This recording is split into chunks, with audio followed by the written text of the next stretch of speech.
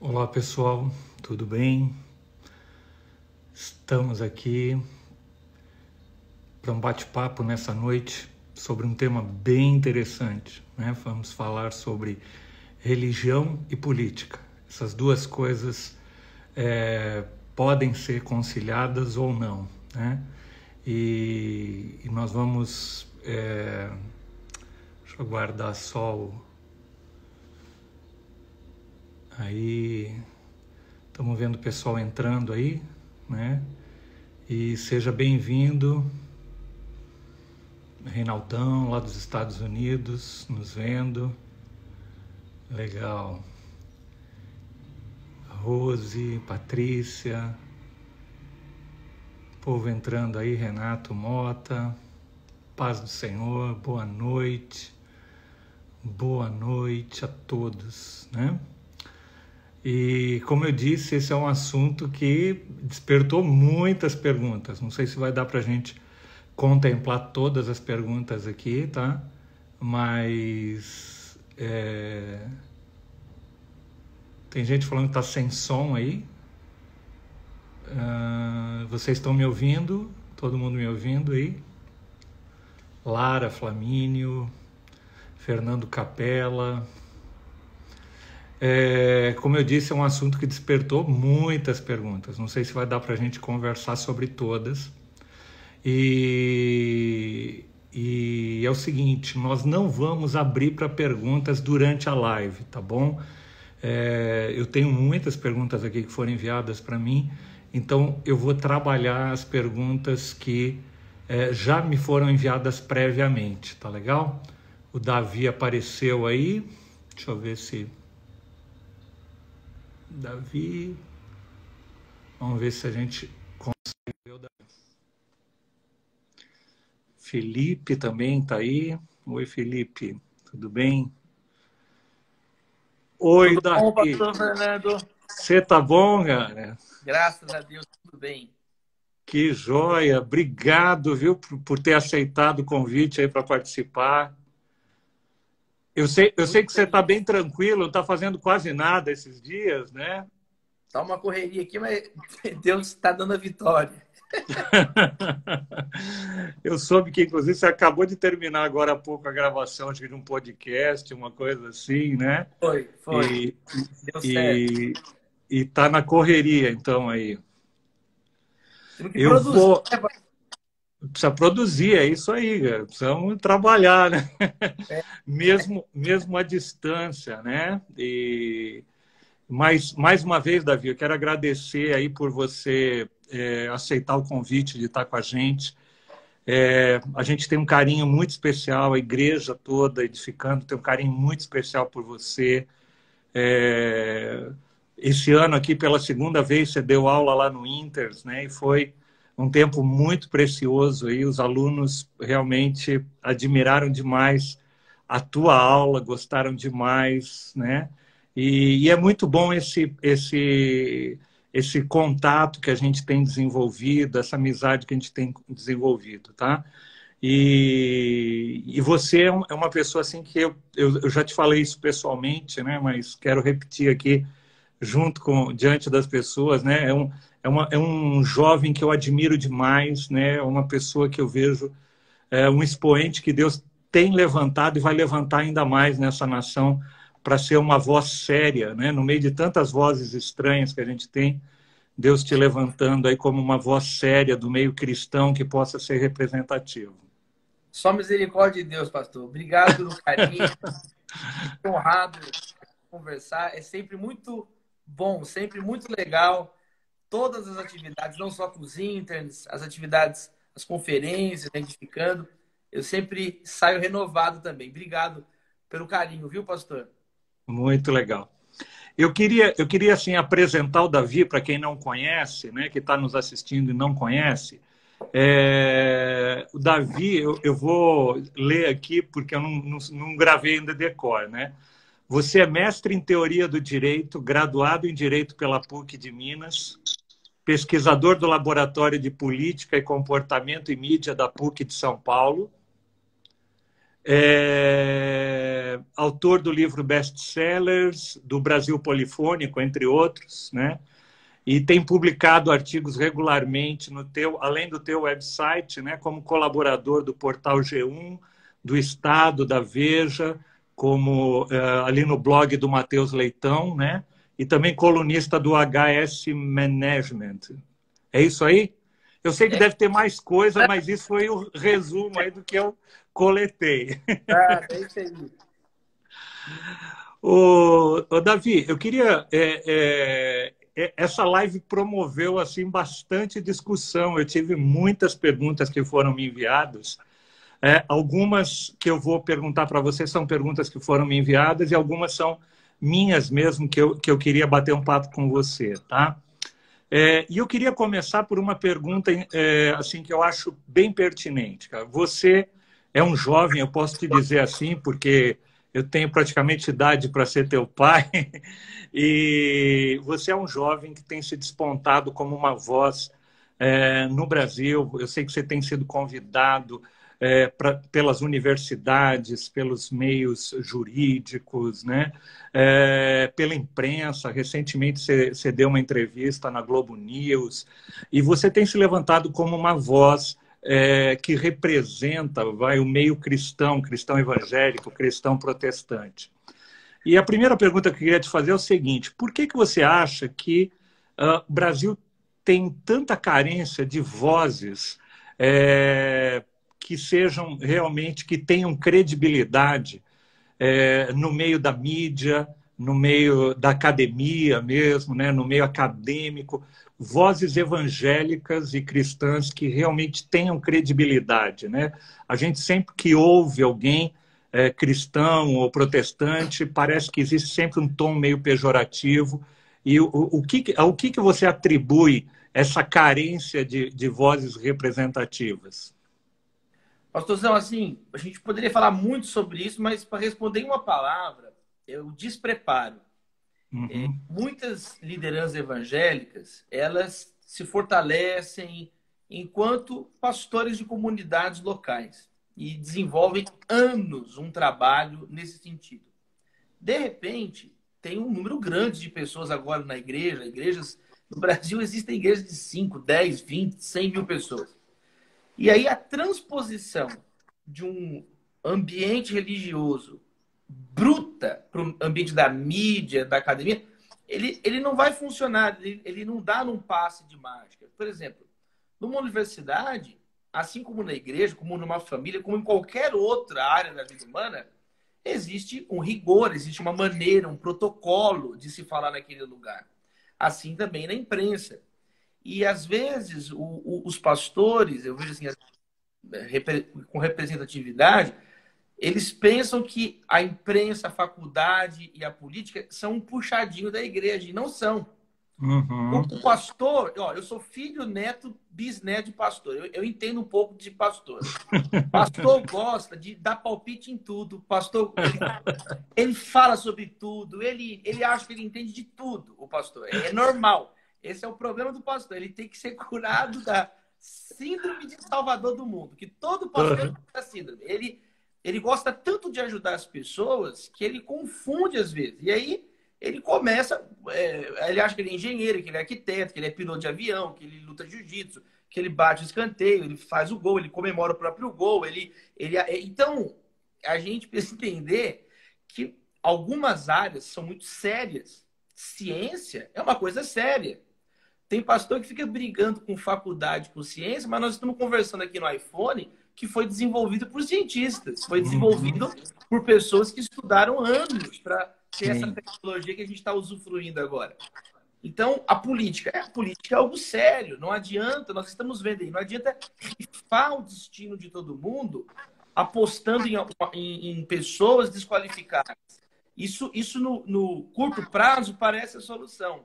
Os efeitos de médio e longo prazo. Então, pastor, eu acho que é uma questão, mas eu não acho que, assim, que é despreparo no sentido para desanimar, é no sentido para animar, é no sentido que, olha só, as pessoas estão interessadas, as pessoas querem ouvir. Por que o Brasil uma das mudanças mais significativas no extrato social brasileiro é a mudança religiosa. Isso é constatado nos últimos 2 censos do Brasil, o censo de 90, o censo de 2000 e o censo de 2010, esses últimos censos, né? O censo desse ano, que iria aferir também essa mudança, ele foi adiado para o ano que vem, né? Os recursos do censo de 2020 foram todos deslocados para combater o coronavírus, mas hoje existe sim um interesse. Então agora nós precisamos ter essa qualificação. E a Bíblia fala sobre isso, sobre Daniel qualificado, sobre o apóstolo Paulo qualificado. Então eu vejo com muita naturalidade também, sabe, pastor? É um momento novo, é um momento que todos nós juntos vamos amadurecer para estarmos nesses locais. Paulo, para fechar, Atos 17, ele fala em 4 lugares. Ele fala na sinagoga, ele fala na praça, ele fala com os filósofos epicureus estoicos e ele fala no Areópago para toda a cidade. Em cada lugar foi diferente a fala dele. Era o mesmo tema, ele combateu a idolatria, mas em cada lugar ele estava preparado para falar com o público. E isso é algo que a gente tá aprendendo. Eu vejo com otimismo, especialmente nos jovens. Muitos jovens estão já hoje, jovens que são cristãos da tradição evangélica e que Deus está usando eles nesses ambientes. Legal. Eu ia até te perguntar isso. Então, você vê com olhos promissores. Você acha que está se levantando uma nova geração e você acredita que vão despontar outras pessoas de influência na nossa nação que possam dialogar realmente com o meio acadêmico, com o meio político, com o meio da mídia, tudo? Sim, eu tenho muitos amigos. Tem um amigo meu de Fortaleza, o Vitor Breno. Ele está terminando agora o doutorado dele pela Universidade de Madrid. Ele está escrevendo lá no Diário do Nordeste. Tem o Dr. Kenner Terra, que está indo fazer um pós-doutorado agora nos Estados Unidos. Ele escreve também na Tribuna, lá no Espírito Santo, em Vitória. Tem o meu amigo Thomas Camba, que lidera jovens aqui na Igreja Batista do Morumbi, em São Paulo. Escreve para o principal jornal lá de Luanda, em Angola. Então, são muitos jovens, amigos, colegas que eu tenho o prazer de conhecer nesses últimos anos e que estão entrando em novos espaços. Legal, legal. Uma outra pergunta que eu queria te fazer, Davi, é o seguinte. Eu me lembro que na minha época de estudante, quando estudava lá filosofia, né?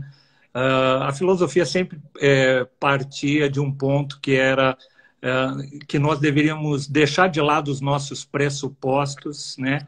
E conseguir olhar para situações sem pressupostos previamente estabelecidos, né? E eu acho interessante, eu queria te fazer uma pergunta, como é que você vê a formação crítica do brasileiro no contexto acadêmico, né? Você acha que os estudantes, os alunos que estão no meio acadêmico, eles têm recebido uma formação isenta, uma formação que tem possibilitado eles construir um pensamento sem partir de pressupostos previamente estabelecidos, ideológicos, tal? Ou você acha que, no geral, o meio acadêmico é ideologicamente comprometido? É natural do meio acadêmico o debate de ideias, né? O meio acadêmico ele é caracterizado justamente por ser esse espaço onde as teorias vão ser debatidas. É importante também a divisão entre as ciências, aquelas chamadas hard sciences, né? As ciências duras, química, biologia. Essas teorias física são extremamente complexas, têm uma linguagem extremamente técnica e se dão pelo método científico, com uma hipótese, com a formulação de uma teoria que vai ser comprovada, verificada pela experiência. Esse tipo de faculdade e de discurso científico, ele é mais difícil de ser aparelhado ou manipulado porque ele diz respeito a testes, ele diz respeito a teorias que serão ou não comprovadas por experiências. É, A a minha é, formação a primeiro é grande de engenheiro, né? engenharia, o sistema métrico está lá, as leis de Newton estão valendo. Então, a grande discussão são nas humanidades. As humanidades, a filosofia, as letras, quer dizer, as disciplinas acadêmicas mais ligadas a interpretações que não podem ser aferidas por experiências. Isso é uma crise que não é só do Brasil, é uma crise ampla das humanidades, especialmente no século XX. Elas são altamente politizadas, né? Politizáveis. E agora, especificamente no contexto brasileiro, nós percebemos que o baixo índice de educação brasileiro, né, o Brasil, infelizmente, é uma mazela histórica no Brasil. Não é uma questão só de estar ou não aparelhado por essa ou aquela ideologia. É uma situação de muito tempo no Brasil, de baixo interesse por leitura. Né? O Brasil é um país muito em construção ainda Uhum, nessa área. E eu creio que a igreja ela deve incentivar os jovens a estarem nas faculdades, entendeu? uhum, Eu mencionei agora há pouco, a universidade não é um puxadinho da igreja, é um lugar onde nós vamos discutir ciência, melhorar uhum. as teorias científicas. E na questão das humanidades, a mesma coisa, né? Nós precisamos ter ali servos e servas de Deus preparados para debaterem nessa linguagem. Eu citei o apóstolo Paulo, claro, é um pressuposto da filosofia antiga, mas ele era alguém habilitado a conversar nas grandes escolas filosóficas do seu tempo, os epicureus e os estoicos. Hoje em dia existem a filosofia analítica, a filosofia continental. Então, eu acho que demonizar as universidades, eu não vejo como assim um caminho frutífero no longo prazo. Uhum, Nós uhum, precisamos melhorar a qualificação das universidades, dos professores, incentivar mais diálogo, não menos diálogo. O uhum, remédio para a má faculdade é faculdade melhor, não fechar a faculdade e ter uma uhum. atitude oposta à ciência. Sim, sim, isso mesmo. Legal. E eu queria, dentro dessa linha, dentro do tema da nossa live de hoje, tem uma frase que ela é atribuída a Spurgeon, que diz assim: só os tolos acreditam que política e religião não se discutem. Por isso que ladrões permanecem no poder e falsos profetas continuam pregando. Né? Eu queria te perguntar, o que você acha dessa frase de Spurgeon? Aí você concorda, não concorda, e se concorda ou não concorda, por que não? Quem sou eu para discordar de Charles Spurgeon, né? Eu concordo com ele. A, a ideia da frase é muito simples, né? O cristão ele não pode ser apático. Ele não Uhum, pode ser alguém que nós não somos sal do céu, nós somos sal da terra. Então, se o cristão ele abre mão dessa ferramenta, a política para o cristão é uma ferramenta. É muito claro o que a Bíblia diz. Ela tem um caráter ferramental. Ela é uma ferramenta que pode ser usada para a glória de Deus ou pode ser usada para destruir a vida das pessoas. Então, eu concordo. E um outro escritor britânico, depois do Charles Spurgeon, que foi o Gilbert Chesterton, ele tem uma outra frase que eu me lembrei aqui, que ele diz assim, que as duas únicas coisas que vale a pena discutir é religião e política. E ele vai justificar, ele fala, a religião porque diz respeito à eternidade, né? Se a gente vai, para onde que nós vamos na eternidade? E a política porque diz respeito à vida de todos nós aqui na Terra. Então, o aham. Jeff, ele faz essa brincadeira também. As duas únicas coisas que vale a pena debater é religião e política.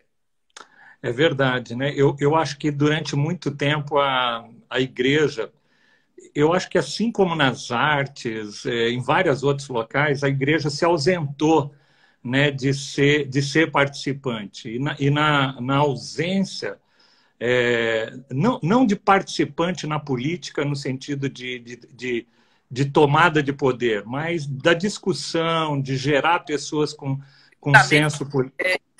Da, Oi? da, do refinamento, eu entendi, do refinamento das ideias políticas, né? O conjunto de saídas que existem para os problemas. Eu concordo.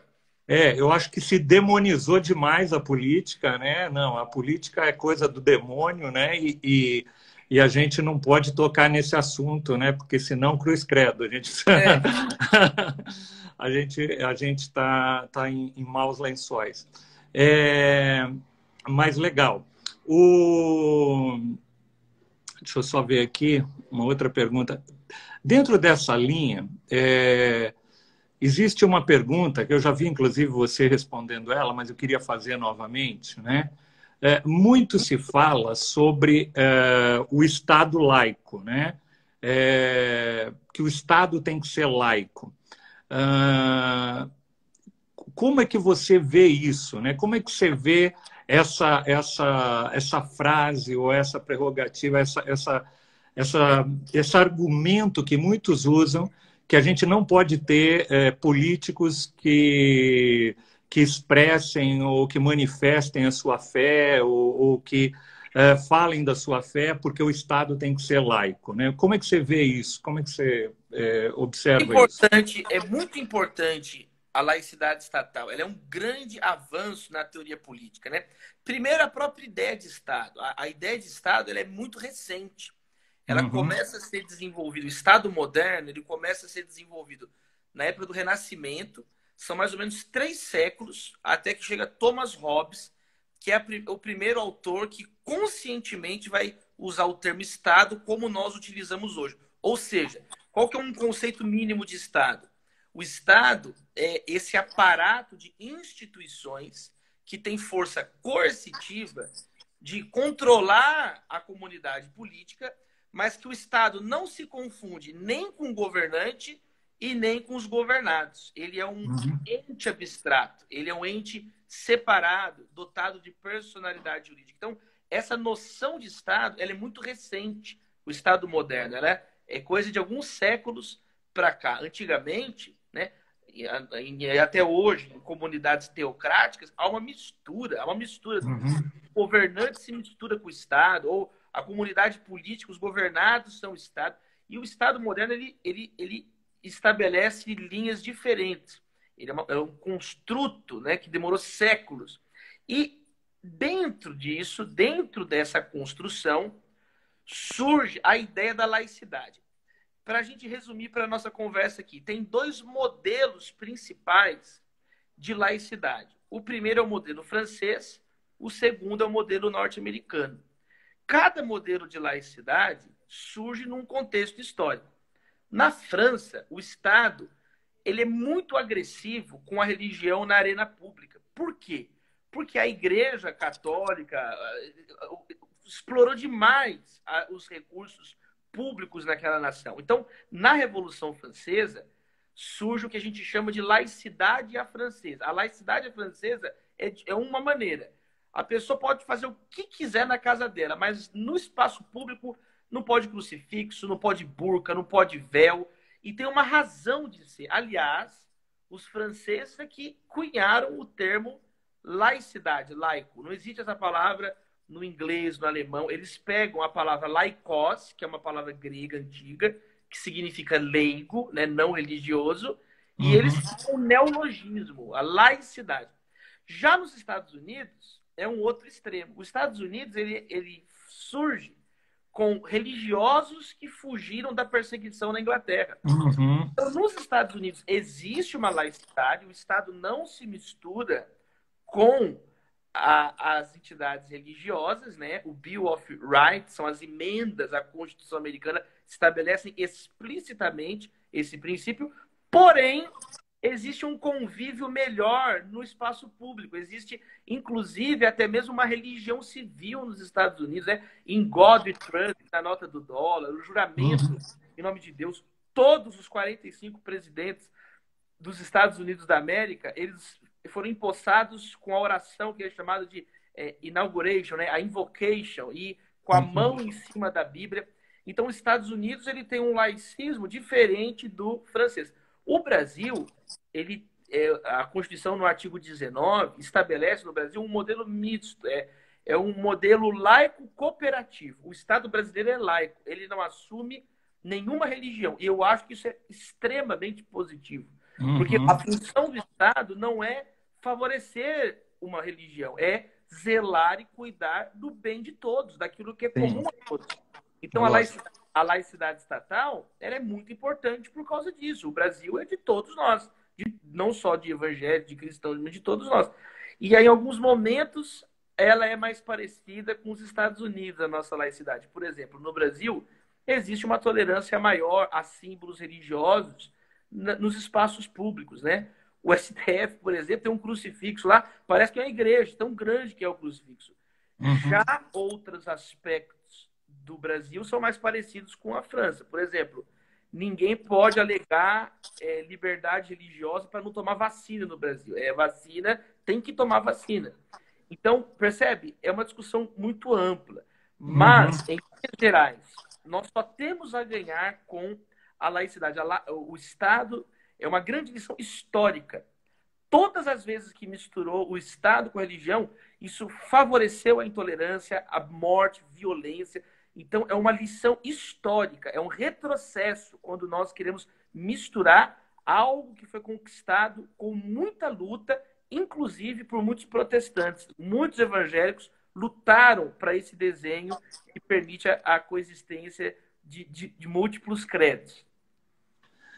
Davi, eu concordo com o que você está falando, mas eu queria só expandir um pouquinho isso, porque o que eu vejo às vezes nos meios de comunicação, por exemplo, se eu vejo um deputado, e aí como a gente está numa democracia representativa, nós temos uma quantidade, por exemplo, de vários deputados que são cristãos, lá, cristão evangélico, cristão católico, não importa. Por quê? Porque a maioria da população brasileira é cristã. Então, essa representatividade vai ser meio que óbvia e proporcional à formação da população. E aí, quando eu vejo, por exemplo, parlamentares, por exemplo, defendendo, ou melhor, sendo contra, vou dar um exemplo aqui, contra um aborto, por uma questão de uma convicção religiosa, eu ouço, às vezes, no meio da mídia, um ataque a essas pessoas, dizendo que elas não podem votarem ou legislarem em prol das suas convicções religiosas. Mas se nós vivemos uma democracia representativa, você não acha que aquelas pessoas que foram eleitas, elas representam a população brasileira e a fé, e inclusive aquilo que a população brasileira, na sua maioria, crê? Sim, mas a Constituição ela estabelece balizas para o discurso político, né? Aí já entra numa outra questão. Por exemplo, o Estado é laico, mas nenhum ser humano é laico. O Estado é uma abstração. Todo ser humano tem crenças e convicções. O ateu, ele tem uma crença. A crença na não existência de Deus. Então, todos os seres humanos, isso é inescapável ao ser humano. Todos os seres humanos têm o seu próprio conjunto de crenças e de valores. Os seres humanos têm os seus axiomas, os seus valores. Então, por exemplo, o André Comte Sponville é um dos grandes filósofos céticos, ateus do contemporâneo. Ele tem um livro chamado O Espírito do Ateísmo, onde ele vai explicar isso. Nós, ateus, cremos na não existência de Deus. Não existe nenhuma prova que Deus não existe. Ele crê, é uma crença negativa, é uma crença secular. Então, a questão da laicidade é que todas essas crenças estão no mesmo patamar. A Constituição ela não privilegia ou desprivilegia, impede de manifestar. A pessoa que quer calar a opinião de alguém, ela está agindo antidemocraticamente. O que a Constituição veda é crimes, né? Crimes. Ela coloca as balizas. Se alguém vai falar qualquer coisa que é um crime, não existem direitos absolutos. Nem a liberdade religiosa é um direito absoluto. Eu não posso usar a liberdade religiosa para cometer um crime. Por exemplo, eu não posso sacrificar um ser humano num culto, num ritual religioso, e falar, não, eu matei a pessoa, que deu um tiro na cabeça dela, porque a minha religião, a gente dá um tiro na cabeça dos outros. É crime de homicídio. Está na lei, está no Código Penal. Então, com relação ao discurso, às vezes um jornalista mais cético, eles podem questionar, está no direito deles. Agora, as instâncias jurídicas vão julgar, vão avaliar, e a Constituição permite que a pessoa possa opinar. Claro que permite. Tanto é que eles estão lá falando. Isso é legal, pastor, que a gente não precisa ter medo do debate. Entende? Às vezes essa postura de medo do debate, agora somos a maioria, então vamos impor nossa vontade. Isso também é um tiro pela culatra, né? Nós temos, às vezes, os evangélicos que sempre reclamaram de perseguição, os evangélicos que sempre reclamaram por não poder ter o teu culto, agora que tem a oportunidade de mostrar alguma diferença, às vezes fazem a mesma coisa. Eu tenho dito reiteradamente que o comportamento de muitos evangélicos hoje é igualzinho de católicos medievais que queriam impor as cruzadas, queimavam aqueles que pensavam diferente. Então, é também uma grande oportunidade de mostrar a diferença, não no discurso, mas na prática. O que a gente vê no Brasil de hoje é um Brasil cada vez mais polarizado, né? E dividido, né? O debate de ideias é muito bom, mas a polarização ela acaba sendo muito prejudicial, né? Mas deixa eu aproveitar o gancho até do que você falou. A gente talvez nunca tenha visto uma representatividade evangélica, protestante tão grande no Congresso, no Senado, como nós temos nos dias atuais, né? Só que isso não tem produzido no Brasil uma mudança de valores, né? A corrupção continua aí aflorando, a injustiça social, tudo isso parece que não mudou nada, mesmo com o crescimento de um número de parlamentares ditos evangélicos, ditos protestantes. Como é que você vê esse quadro, Davi? Eu denuncio isso no livro Brasil Polifônico, né? É uma denúncia que faz. São pessoas que aparelham muitas vezes comunidades religiosas para serem eleitos, né? Criou-se um sistema, né, de vote em mim que eu defendo a família, mas o cara acredita tanto na família que ele está na quinta família dele, né? O candidato. Então, é um sistema hipócrita muitas vezes. E a conta está vindo, né? Alguns escândalos recentes da máfia dos sanguessugas, das ambulâncias, eram vários deputados da base da evangélica envolvidos em esquemas de corrupção terríveis. O Eduardo Cunha foi eleito pela base evangélica, apoiado por lideranças evangélicas, está preso. Tanta corrupção que a pessoa cometeu. Então, na verdade, isso mostra que a igreja ela precisa entender que o evangelho é que salva, em primeiro lugar. Não adianta messianizar a política. A política não tem que ser demonizada, mas não tem que ser messianizada. Primeiro ponto. Quando nós reduzimos o problema à política, o evangelho perde o seu valor. O maior problema do mundo não é político, é espiritual. E a igreja foi chamada para anunciar o evangelho de Jesus. Então esse é o primeiro ponto. A igreja não se transmutar em mero partido político. E, em segundo lugar, a tua fala apenas atesta, ela é um dado, né? Tem um monte de evangélico enchendo as paciências. O que está mudando? Então, isso mostra um desafio mais profundo, um preparo mais profundo de conhecer o Brasil, os seus desafios, as suas demandas, de debater, de ouvir as pessoas.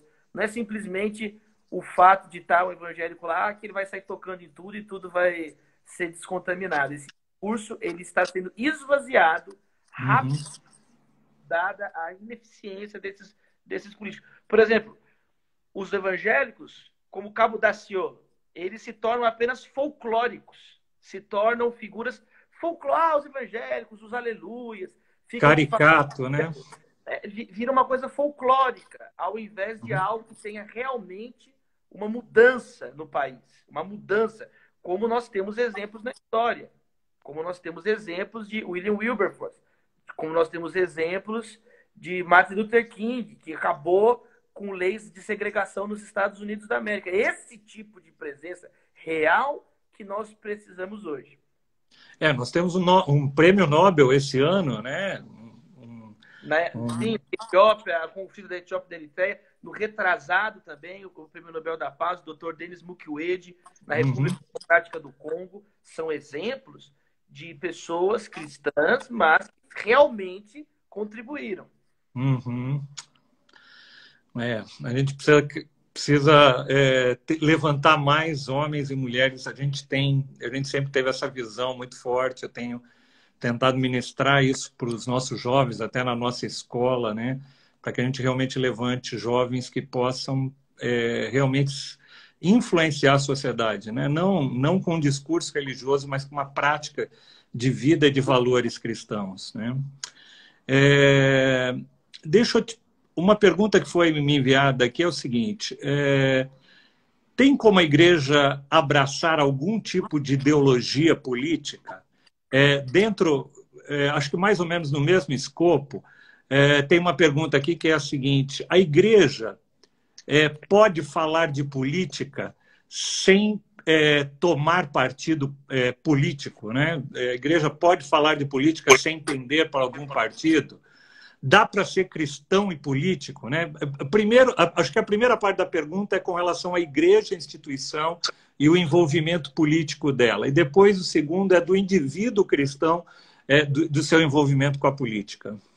A igreja, enquanto instituição, é desaconselhável que ela entre em debates programáticos, partidários, porque ela perde a sua influência. Ao invés dela se ficar apartidária e receber todo tipo de pessoa, medida gera uma suspeita na igreja. A pessoa está lá, poxa, o pastor está falando aí, mas no final das contas ele vai querer o voto, no final das contas ele vai querer impor um projeto ideológico próprio dele. Então, institucionalmente, uma grande lição para a igreja é que as lideranças devem abdicar desse tipo de postura. Ele é contraproducente, entende? Você pode ser um conselheiro espiritual de uma liderança política, você pode pegar uma causa específica, a causa da corrupção. E aí é uma questão que não é só o cristão. O não cristão, que é honesto, também é contra a corrupção. Então, essa aproximação extremamente partidária, ela é muito preocupante e trouxe muitas páginas tristes na história da igreja, da humanidade.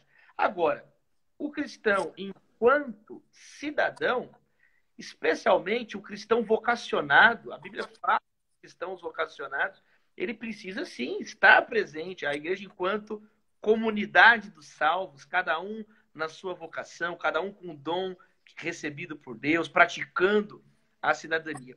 E com relação às ideologias, elas são como a própria política, elas têm um caráter ferramental. As ideologias, elas também não devem ser demonizadas e nem divinizadas. Eu não devo idolatrar uma ideologia política, porque Jesus é que disse, é um pressuposto do discipulado. Aquele que ama pai, mãe, filho, filha, marido, mulher, o que quer que seja mais do que a mim, não é digno de mim, né? Então, Cristo em primeiro lugar. Esse era o credo cristão primitivo lá em Romanos. Cristo é Senhor. O Senhor é Cristo. Agora, é inerente à atividade política, agora falando dos dias atuais, que mesmo que eu não levante uma bandeira ideológica, as minhas decisões, elas serão lidas de alguma ideologia. E eu diria algo mais também, pastor. Bem simples, assim.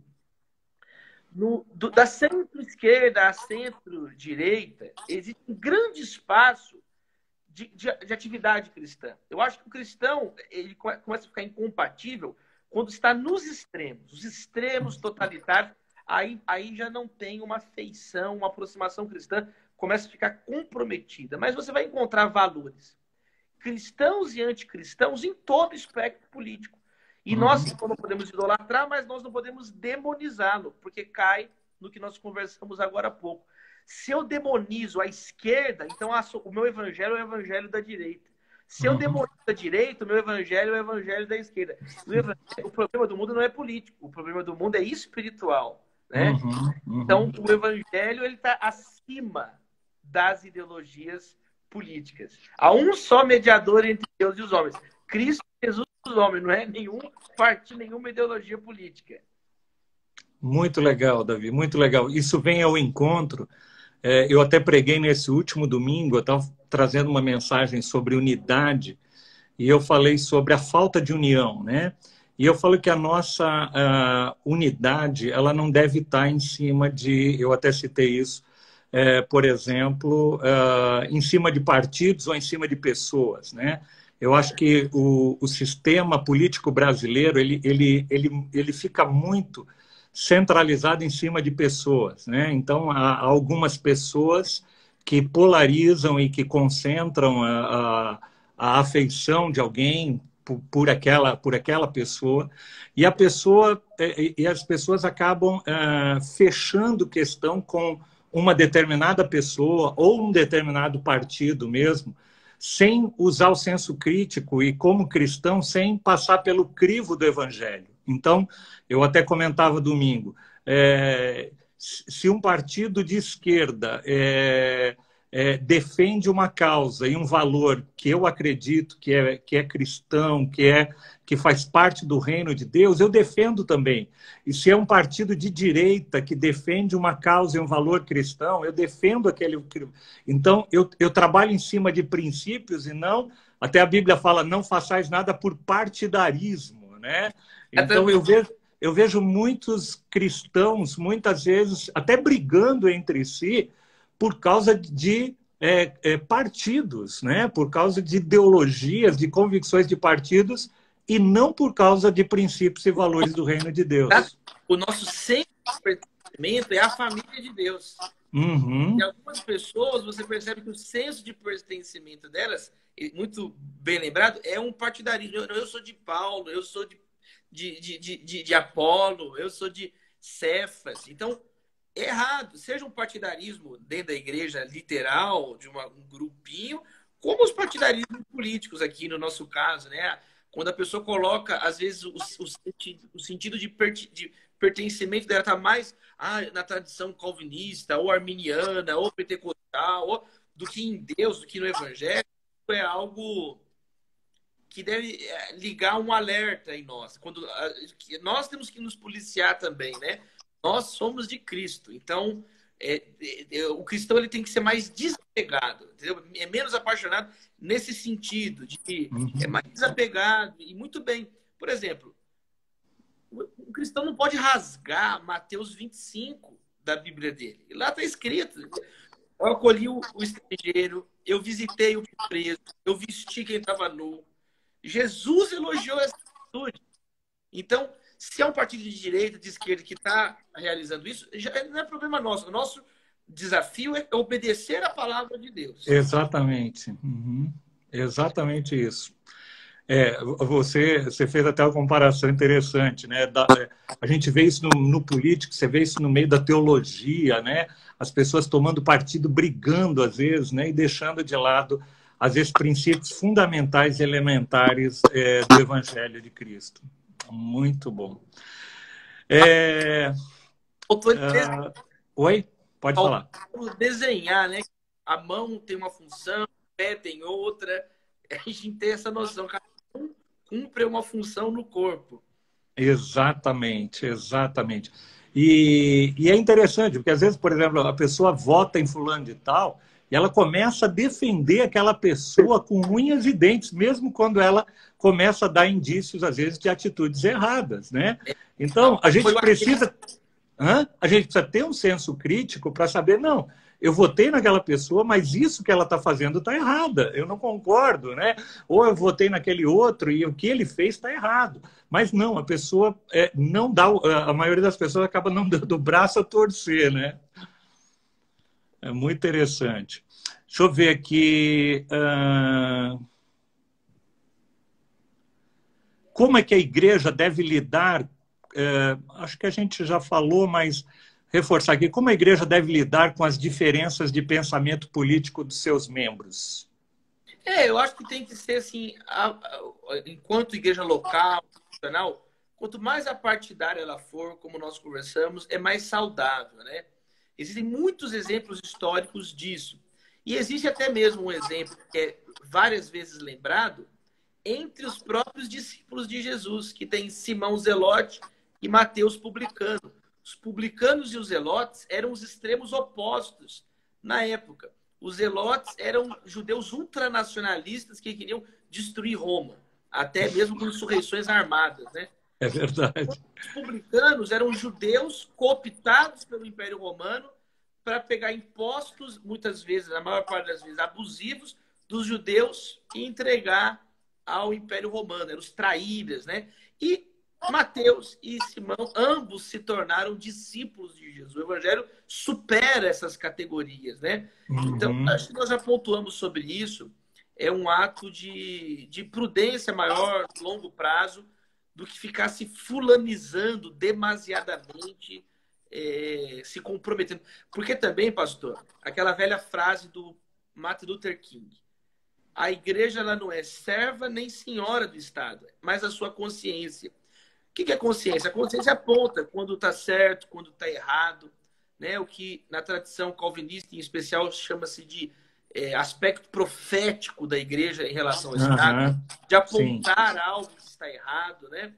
Então, quando a igreja ela está demasiadamente imiscuída no poder, ela perde essa isenção, essa credibilidade necessária para apontar quando algo está errado. Então, Dietrich Bonhoeffer, ele se insurgiu contra isso na Alemanha nazista, porque os nazistas estavam sendo tão elogiados, estava dando tão certo que os pastores luteranos começaram a apoiar Adolf Hitler acriticamente. E aí, Uhum. quando Hitler muda, inclusive, um parágrafo na doutrina da igreja, nos estatutos doutrinários da igreja, foi quando Bonhoeffer e poucos pastores criaram a Liga Pastoral de Emergência e denunciaram isso.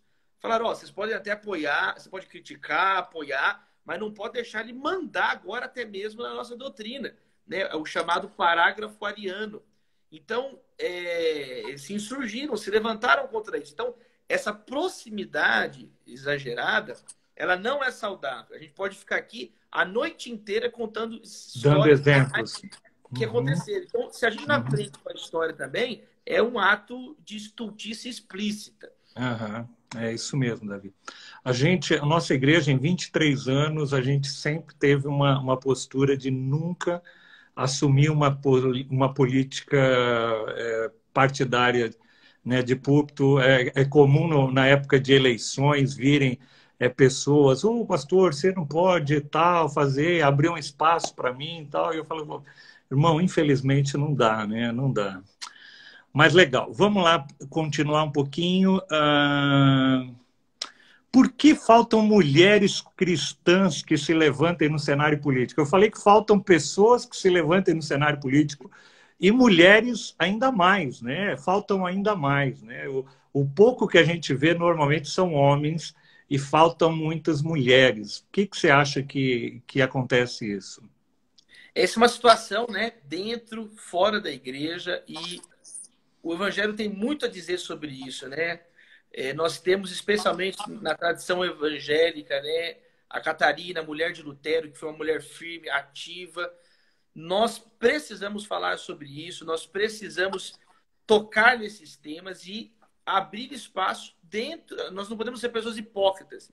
Nós temos promovido pessoas assim. Então, por exemplo, nessa última eleição, o que eu pude fazer para ajudar a Alessandra Monteiro, uma serva de Deus, na campanha para deputada estadual. Nós temos em São Paulo a vereadora Patrícia Bezerra, que é um grande exemplo, uma atuação muito importante aqui na capital paulista. Então, eu acho que é dar voz a essas mulheres, dar espaço a essas mulheres, né? Eu tenho uma filhinha, a Maria, eu sempre converso isso com ela está com 7 aninhos. Então, eu acho que não existe uma receita pronta. É a gente constatar isso e combater isso. Combater toda Uhum. forma de misoginia, estarmos atentos à questão de representatividade, entende? E isso são temas atuais que a igreja tem que fazer o papel dela. É um absurdo. Eu não ia nem falar, mas eu vou falar. É um absurdo que nós temos lá a ministra dos Direitos Humanos, que é apoiada pela base evangélica, que não tem pronunciamentos contundentes ao aumento de mulheres que estão apanhando em casa agora no período da pandemia. Uhum. Dobrou o número de denúncias no Rio de Janeiro, Sim. quase dobrou na cidade de São Paulo. Então, cadê? Cadê as pessoas? Cadê os evangélicos que estão aí afundados nas estruturas de poder denunciando? É a hora de falar, é a hora de dizer, nós somos contra isso. A igreja tem que se levantar contra isso, mas eu vou até falar menos agora aqui para não entrar em outra seara. Eu falei sobre isso domingo agora mesmo, citei esses números do crescimento da violência contra a mulher nesse último domingo, que é algo realmente alarmante que tem acontecido, né? Mas legal, vamos ver aqui, comente como a igreja... Deixa eu ver, acho que as perguntas aqui já foram mais ou menos respondidas. Deixa eu ver aqui. Como a igreja pode ser um ambiente receptivo para aqueles que pensam diferente? É a prática do amor, né, pastor? Eu acho Uhum. que esse é um ponto que resume, acho que tudo que a gente conversou, né? Jesus resumiu amar a Deus e ao próximo. Uhum. Jesus falou que disso depende toda a lei e os profetas. Então, o crivo do amor, né, a prática do amor, o crivo do amor nas decisões, a prática do amor na nossa conduta diária, precisam ser mais reais, né? O fruto do Espírito é o amor, né? E o ódio é uma obra da carne. Então, eu penso que as igrejas, é muito triste que muitos pastores sejam conhecidos só pelo que eles são contra, brigam, ódio. Jesus não ensinou isso. E nós temos que falar. O discurso do amor, ele é irritante. Ele irrita porque ele denuncia o nosso orgulho, o nosso egoísmo. Ah, lá vem o cara falar de amor. Mas Jesus falava de amor. Por isso que ninguém aguentava Jesus pregando. Que ele falava de amor, ele falava de perdoar. Ele falava de orar pelo inimigo, de perdoar as pessoas, de orar por quem te persegue. E nós somos chamados para isso. Eu penso que quando o amor for o tema das nossas conferências, o amor de verdade, o primeiro lugar ama a Deus e o segundo é semelhante a esse, né?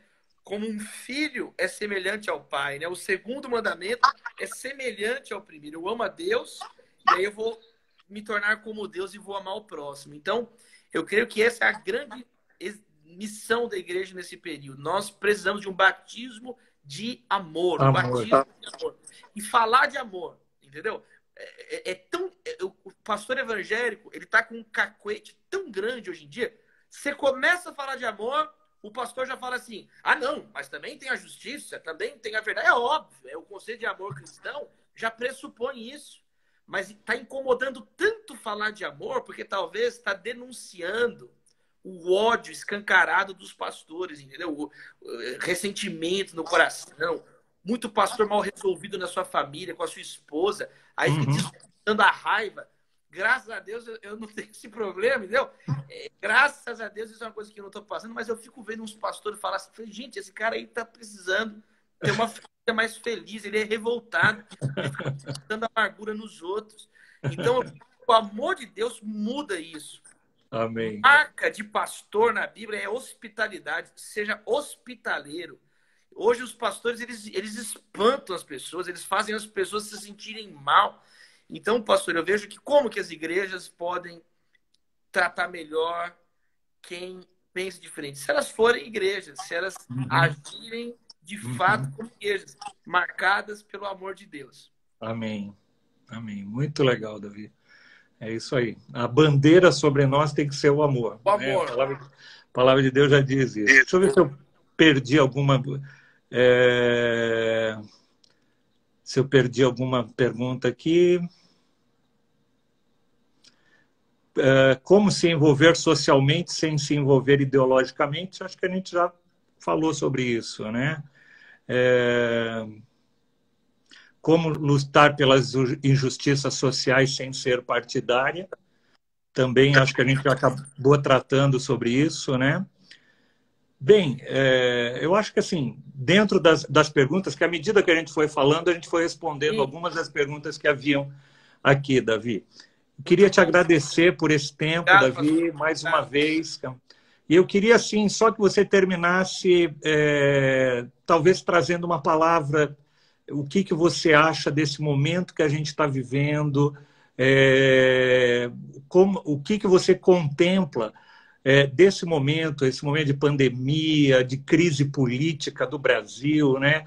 Que a gente está vivendo, como se não bastasse a crise que veio através do Covid. Nós temos toda uma crise política no Brasil, tudo. Eu queria terminar com a tua leitura sobre esse quadro que nós estamos passando e aquilo que você vislumbra. O quadro é muito difícil, né? Eles falam de três crises simultâneas: política, econômica, sanitária. E não existe saída se não houver perdão, virar página. O ressentimento vai alimentando uma convulsão política no Brasil e alguém tem que tomar o primeiro passo, alguém tem que baixar a guarda, especialmente as pessoas que estão investidas de poder nesse momento, né? Uhum. Não que nós temos que transferir toda a responsabilidade para as autoridades, mas é um fato que as autoridades públicas, governadores, prefeitos, as nações, a figura federal, elas têm um papel importante em um momento de crise. A liderança para coordenar a sociedade em momentos de crise é quando ela é mais necessária, né? David Hume tem um texto sobre isso, como que nasce a liderança política, nos escritos políticos. Ele fala, em situações normais, líderes são prescindíveis quando está tudo funcionando, né? É verdade.